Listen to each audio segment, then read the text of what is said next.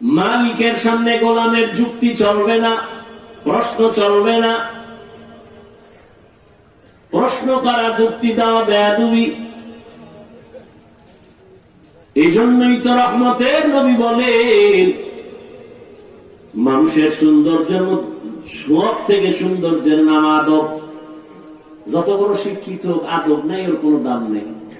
লিকুল্লি শাইইন যিনাতুন feel ওয়ারা ওয়া যিনাতুল মারই তামামিল আদাবি।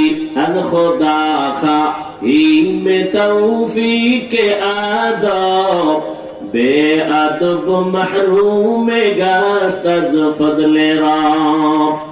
একটু কি বক্সটা ক্লিয়ার রাখেন, একটু পিছনে আসেন, বেআদবি কম আছে। আপনি দেন, এটাও একটু ক্লিয়ার রাখেন। কিছুক্ষণ বসবেন নি না যাবেন গা? নাকি ঘুমাইবেন? এখন তো সব মাহফিলে বলি বাঙালি ঘুমায় না, রাতে সব মোবাইলের হক আদায় করে। আমরা মোনাজাত ধরি বইয়া, মোবাইল ওয়ালারা মোনাজাত ধরে হইয়া। কি যদি আল্লাহ সিলাই মাফ করে।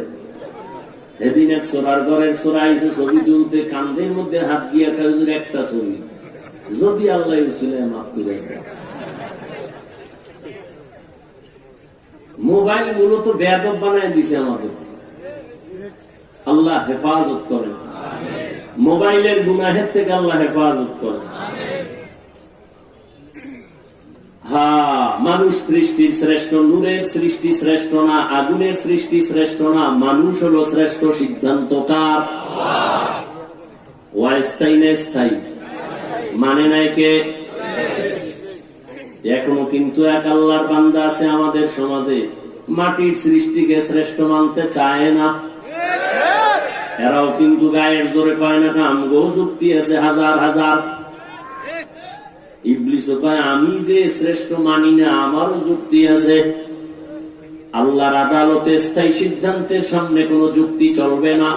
ওয়ালাকাদ কাররামনা বানি আদম ওয়া হামালনাহুম ফিল বাররি ওয়াল বাহরি ওয়া রাযাকনাহুম মিনাত তাইয়্যিবাত ওয়া ফাদ্দালনাহুম আলা কাসীরিন মিম্মান খালাকনা তাফদীলা।